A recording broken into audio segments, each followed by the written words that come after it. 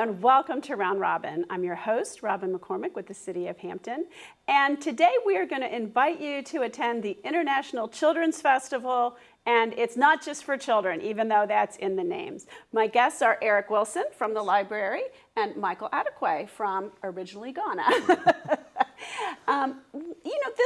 This is a huge festival and different than some of others in a lot of ways because there's so many volunteers. I mean, people spend a lot of time getting ready for this festival with costumes and food and crafts and, there's a pride, I think, in it. Michael, how long have you been doing this? I've been doing this for the Children's Festival, let's say for the past 3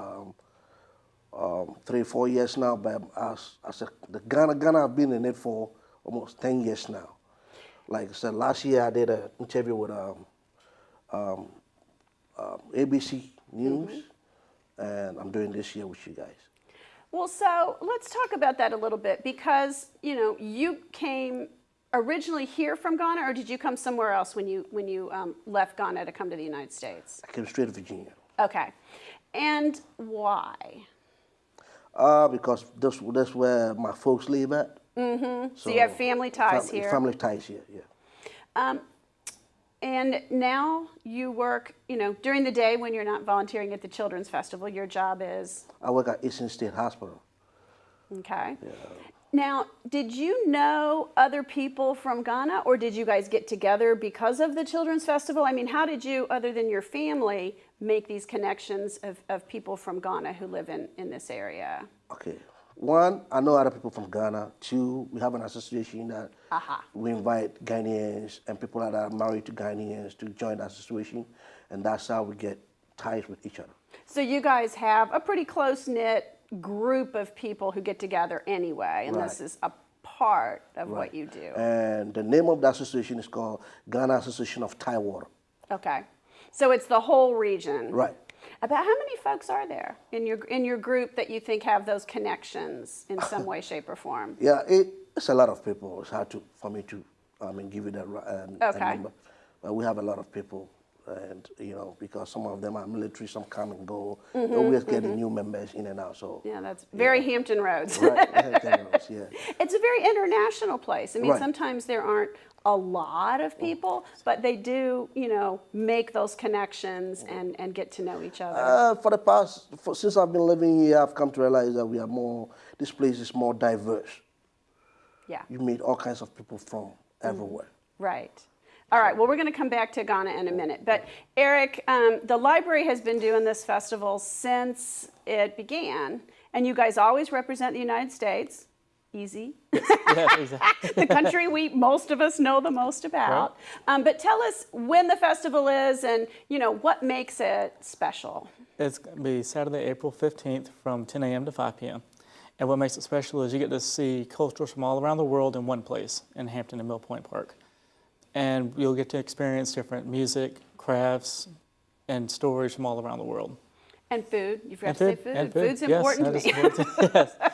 And food too. So it's really any country you could probably think of. We have a bunch of representatives. So you can really get the entire world culture in one place. And this year is a little bit different in that it's follows, I think, spring break week for the public schools. So we hope everybody's going to be back in town if they went somewhere and have the chance to come. Specifically, let's talk about Ghana for a minute. I think part of the reason this festival was started really was just to celebrate the cultures, but there's this other piece in which our school children have standards of learning and have to know certain things about certain countries, and one of those emphases is on the whole world and understanding other cultures and knowing them. And Americans are not good about geography historically or necessarily. And so a lot of people, kind of see Africa as all one. Giant continent, bigger than us, but yet we don't always make those distinctions. What to you makes Ghana special and different?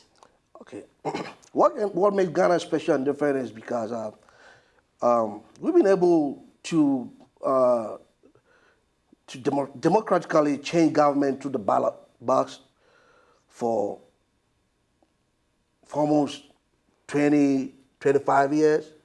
Very stable in Very terms stable. of elections and participation, and peaceful transition. Yeah. And is when we talk about hospitality in Ghana, it's one of the best hospitality you can ever. Now, why is that? You're just welcoming? We love visitors, and we treat you as the way you want us to be treated, you know. So we love people, we open up to people. I mean, reception is very warm in Ghana. So when you go to Ghana, you'll be surprised to see all kinds of people from the whole world trooping in and out. Very peaceful, stable. Climate-wise, it's nice. So a lot of people like to go to Ghana for vacation and stuff like that. So it's kind of a tourist, you cater Yeah, to we have tourists a more. lot. Yeah, when it comes to tourist attraction, we have a lot of tourist attractions in Ghana. Yeah.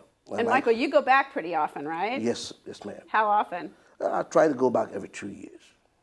And like I was saying, we just had a new president last December through the ballot box. So roughly the same election cycle as the Yeah, United we do the same States. 4 years as America do 4 years. And you were colonized by the British, and so you have a lot of those British Parliament kind of influences on your government, the same as we do here. We changed the names to Congress, but similar kind of process. Similar kind of process. Yeah. What are your traditional foods? Like, what food do you miss most? My favorite food is called fufu. It's made Okay. from cassava and plantain. Yeah, back home it's prepared different. We pound it, but over here it comes in a powdered form and you cook it on the stove. So you can still get it. It's just not as I can. fresh It's because not we as don't fresh. grow. You can get plantains here. Yeah, but there's a lot of cassava would plantains be hard. here, a lot of cassava here, but the preparation is different. Okay. Yeah, we have rice. We eat a lot of rice. Jollof rice, just look like similar to jambalaya. Yeah, and we have potatoes and everything over there. So we have our food is mainly tropically grown. Yeah, you have. Well, I guess similar to probably Miami or some of the southern places. Yeah. But not the rest of the United States. Right. Okay. And what kind of clothing will you wear at the festival to represent Ghana and the other folks? I will wear traditional Ghanaian clothes, and the association have a T-shirt where you see some of them wearing it with a print in it, Ghana Association of Thai Water, with a symbol, the Ghanaian flag on one side, and we have another symbol called the Jinyami symbol, meaning only God, symbol on the T-shirt too. Okay. Yeah.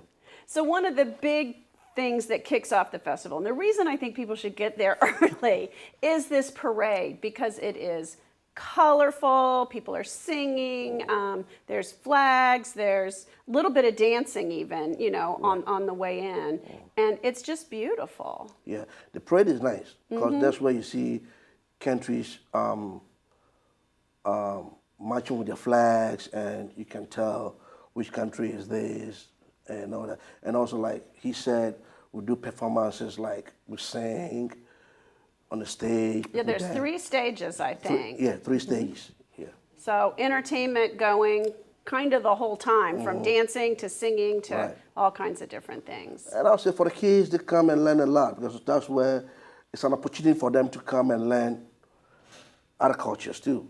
So when you go to, we have something like a passport they buy for $1. You go to any booth you go, they stamp it, and they tell you about the country. And that sort of encourages, I think, the kids to go out and explore and look at different things. Another thing I was going to say is, a lot of times in learning environments, we're asking kids to read stuff in books. And that's wonderful. Eric's we're at the library. There's nothing wrong with books. But sometimes seeing and hearing and feeling what is going on and tasting gives them that experiential learning that really, I think, turns on the light bulb. Right. And now, Eric, you guys are going to have some arts and crafts and some other stuff at the USA booth, right? Right. In the USA tent, we're going to have spin art for the kids to participate in. We'll also have some questions for the kids to answer. It's like just trivia questions on the United States, and of course we'll have books on display to talk about to show off our collection. And also the United States will take part in one of the performances on the main stage. It sounds like a ton of fun. I know I've been before. It's a really great day. And again, so if you're not a kid, maybe you don't do the spin art, but you still get to enjoy the performances. And the festival's free. I do want to tell people there's great food. So plan on, you know, kind of an international lunch that day. It's definitely worth it. Yeah. Okay, is there anything you guys want to add before we close? I would say parents should encourage their kids or should bring their kids to the festival for them to experience the world right there in Hampton Road. Absolutely. And let's say, you know, bring your parents too, because I think it's really a multi-generational experience and it exposes people to the variety of cultures right here. Because the volunteers like you, Michael, who do this, live right here amongst us. And we may not always know their heritage or their culture. And as grown-ups, we stand to learn a lot. It's a good thing because that is where it would take that kind of ignorance out of people if they come to this festival. Because sometimes people ask questions like, do Africans live in houses or they live in huts and all that? But when you have the opportunity and come to this festival, there you're going to know that living style in Africa is not really different from what is here. Yeah, we drive in cars, we live in homes, houses built with bricks and stuff like that. So people may study ancient civilizations and think that nothing has changed. Important to learn that. And Eric, if you would just recap the date and time again. It'll be Saturday, April 15th from 10 a.m. to 5 p.m. Okay. So thank you very much. I hope to see you at the International Children's Festival this year. It is tied in also with Hampton's Heritage Day, so you can learn not just about the heritage of the world and different cultures, but the cultures who settled and experienced Hampton and made us what we are today. Thanks for watching.